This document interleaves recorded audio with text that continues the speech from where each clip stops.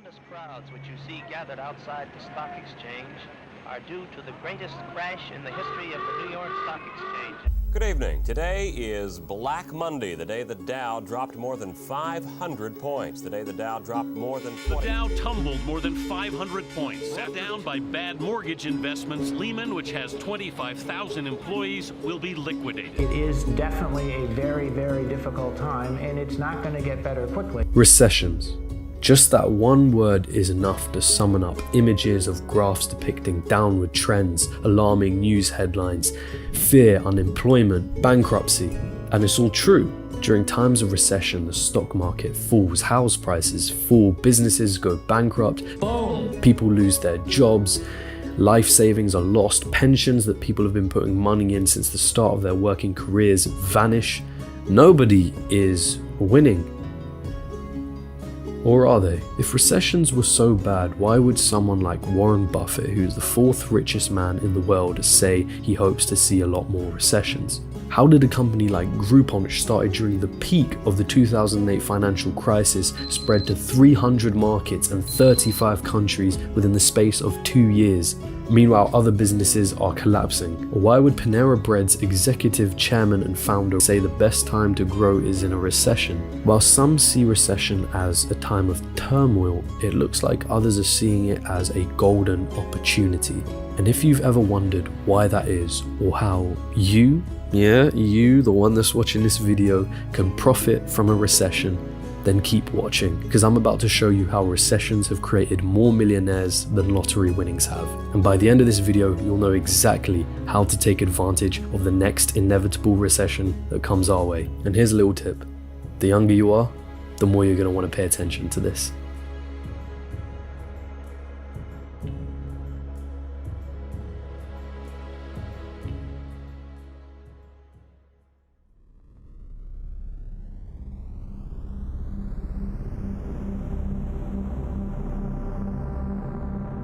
The health of a country's economy is usually measured by its GDP, which stands for Gross Domestic Product. Put simply, the GDP measures the total value of all the goods and services in a country. So every time you get a coffee or a haircut or buy a new car, all of those things contribute to a country's GDP. Now, generally, a growing GDP is good and a declining GDP is bad. And if a country's GDP has been declining for 6 months, then it's considered a recession. People will stop spending as much money, business profits will decline, people will lose their jobs, and then they can't repay debts, etc., etc. A recession can really lead into a downward spiral. And you're probably wondering, okay, James, I get that, but what causes a recession? And there's the thing, you never really know for sure. There's so many factors and variables that contribute to any recession that it's hard to pinpoint one thing. Which leads us to the first rule. Nobody can predict the market. Okay, if you're Warren Buffett or if you're Jimmy Buffett, nobody knows if the stock is going to go up, down, sideways, or in fucking circles. Does that make you anxious? Because if you're going to profit from a recession, there's one thing you need to know. Do not panic. Because no matter how bad the market looks, there's one thing that people like Warren Buffett know for sure. The market will always bounce back. Write that one down, because it's all fun and games when the economy is in a boom, but when the inevitable crash happens, guess what people do? They panic and they start to sell. The homes that they own decrease in value, so they sell it. The stocks that they have decrease in value, so they sell it. Notice how I said when the inevitable crash happens. Why inevitable? I thought you said you can't predict the market, James. Perhaps it would have been more accurate for me to say you can't time the market, because one thing is for sure, the market will always eventually crash. So there are your 3 rules, remember them clearly, and don't panic.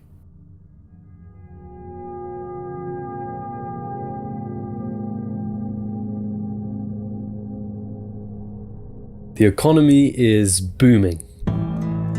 People are spending their money like crazy, buying the latest clothes, gadgets, whatever their hearts desire. It is consuming time. And that means credit cards are flying out of wallets, people are racking up debt like crazy, but it's all good. The economy is flourishing. So what are you doing? Now is the time to sharpen your weapons, rally your army, because whilst everyone is getting greedy, this is the time to prepare for disaster. Remember, the market will always crash. And although you might not know when, how, or why, it is always important that you prepare before it happens. The first step is to stop spending like everybody else. Start saving and building up your capital. Avoid debt as much as possible and build up your credit score. When that inevitable crash comes, you want to be the one with deep pockets and a healthy credit score, ready to take advantage of those juicy low interest rates that come with a recession. There's nothing worse than being surrounded by gold with no tools to harvest it. Got all of that? Good. Because there's an economic collapse on the way, and it's time to make your riches.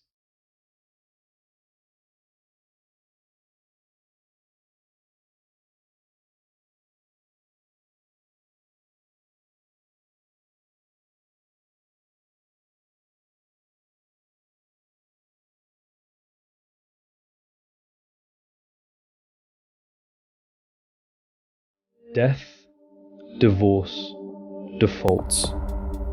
It is these three things that reign supreme during a recession.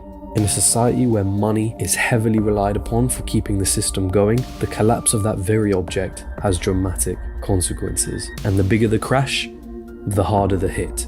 In a recession, you can expect people to lose their jobs, and you can expect people who have still kept their jobs to have their income reduced. And this means that people will be unable to pay off things like mortgages or any other debts that they've racked up during those sweet times of economic boom. There's a rise in panic and in fear, and everybody is selling. They're selling their stocks, they're selling their houses, they're selling assets that they once had seen grow in value, now decline. Nobody is even thinking about investing their money, but you've prepared for this, haven't you? See, behind all that panic and fear of everybody else in the media, there is a gold mine of opportunity.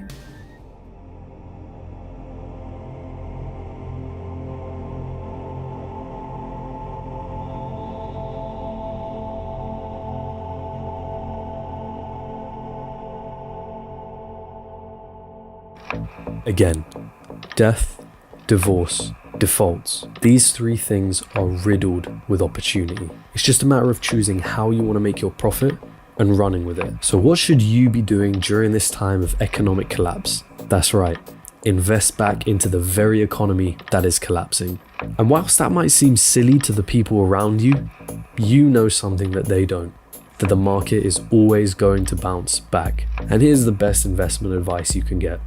Buy low, sell high. Let's look at real estate. The more motivated and urgently someone needs to sell their home, the more likely they are to sell that house for cheaper. And guess what the three biggest motivations are for people to sell their home?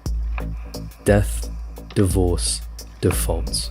With those three things already on the rise during an economic collapse, real estate becomes cheaper. Homeowners are becoming desperate to sell their houses. And to make matters even worse, guess what happens to the amount of people who are willing to buy a house? There are fewer and fewer of them. I mean, after all, people are losing money. They don't have the finance to buy a house. And with all these motivated sellers along with their cheap real estate on the rise, guess who's going to come in and take advantage of it all?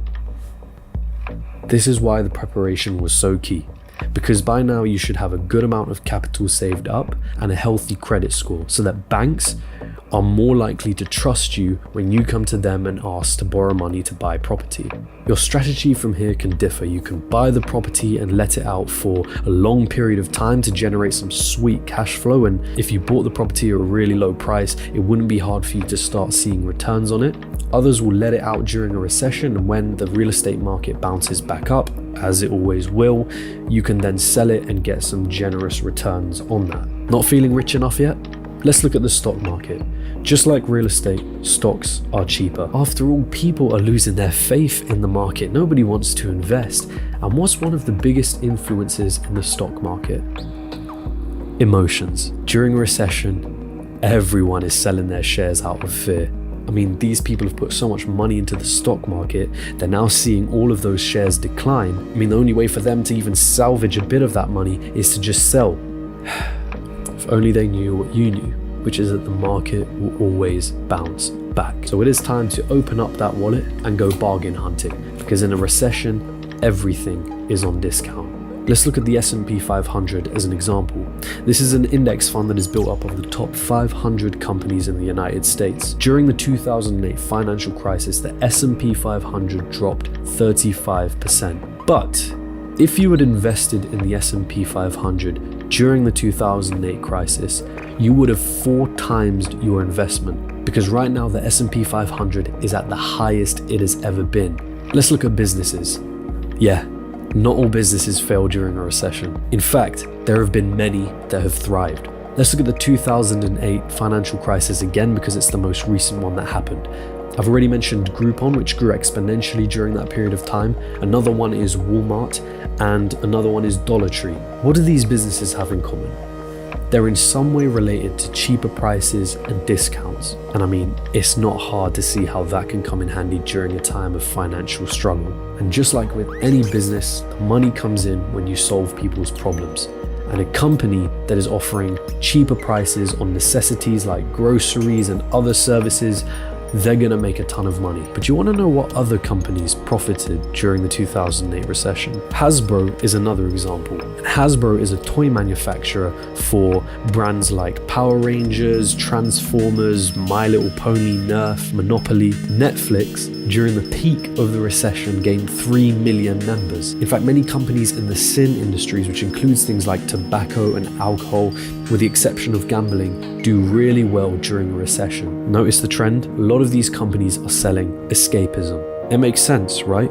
The recession is hard. A lot of people are struggling. The last thing they want to do is think about that. So just turn on the Netflix, the YouTube, buy a toy for your child, sip a glass of wine at night, and don't think about your worries. It's by copying and investing in businesses like these that allow you to replicate similar results during a recession. Although the entrepreneurial route is a much riskier one. And once you've made your purchases, it's time to sit back and wait this recession out before the economy, as it always does, bounces right back up.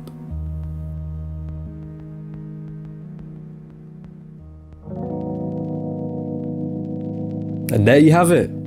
You're recession rich. Because the last time we had like a big crash in the US, I made so much money. It was ridiculous. Of course, the most important part of all of this was the preparation stage.